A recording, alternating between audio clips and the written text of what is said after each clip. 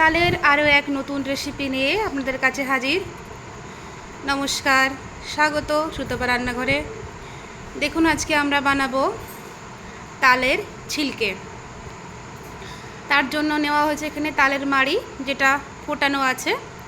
কিভাবে ফোটাবেন দেখবেন আগের দুটো রেসিপিতে আমাদের দেওয়া আছে, চাইলে ওখান থেকে আপনারা দেখে নিতে পারেন। তার জন্য তালের মাড়ি নেওয়া হয়েছে, এখানে আতপ চালের গুঁড়ো। এবার এই দুটিকে একসাথে ভালোভাবে মিশিয়ে নেব। সরু চকলি বানানোর জন্য আমাদের তালমাড়ি রেডি।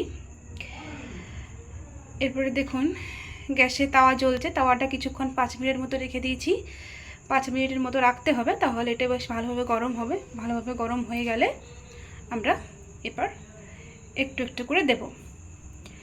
চাইলে আপনার বাটিতে করেও ফেলতে পারেন, নইলে এই ধরনের ডাবু রইল, ডাবুতে করেও দিতে পারেন। যার যেটা সুবিধা হয় সেরকমভাবেই মেলবেন।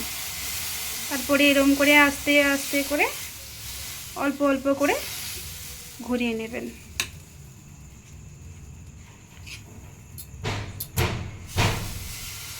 চাইলে এরকমভাবেও করতে পারেন, নইলে হাতেও করতে পারেন, আবার ডাবুতেও বেশ ভালোভাবে ঘোরানো যায়। আমার ডাবুটা একটু ছোট, তো এই জন্য আমি ওই যেটা গ্রেট করা হয় আদা, সেটাতে নিয়ে নিয়েছি। ওটা তো সাইড থেকে বেশ সুন্দরভাবে হয়। দেখুন, এই পাশটা হয়ে গেছে। এরপর উল্টো দিকটা আমরা উল্টে নেব, তাহলে দুপাশটাই ভালোভাবে হয়ে যাবে।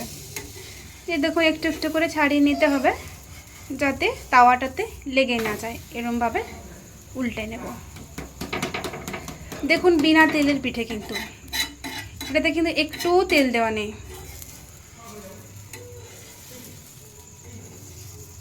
তাল খাওয়াও কিন্তু শরীরের পক্ষে ভালো, কারণ তালে বেশ খানিকটা জল থাকে। তাল হজমের জন্য খুব ভালো।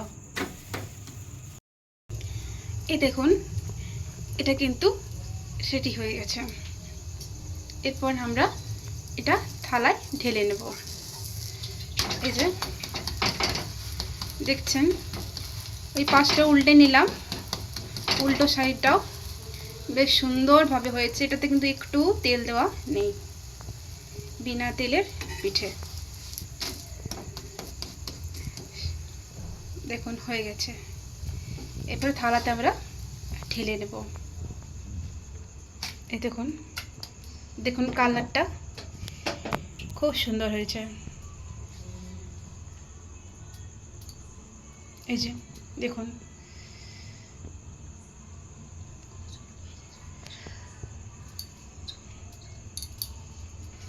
দেখুন খুব সুন্দর কালারটা এসছে।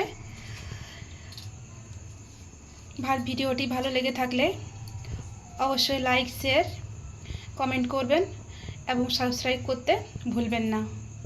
নমস্কার।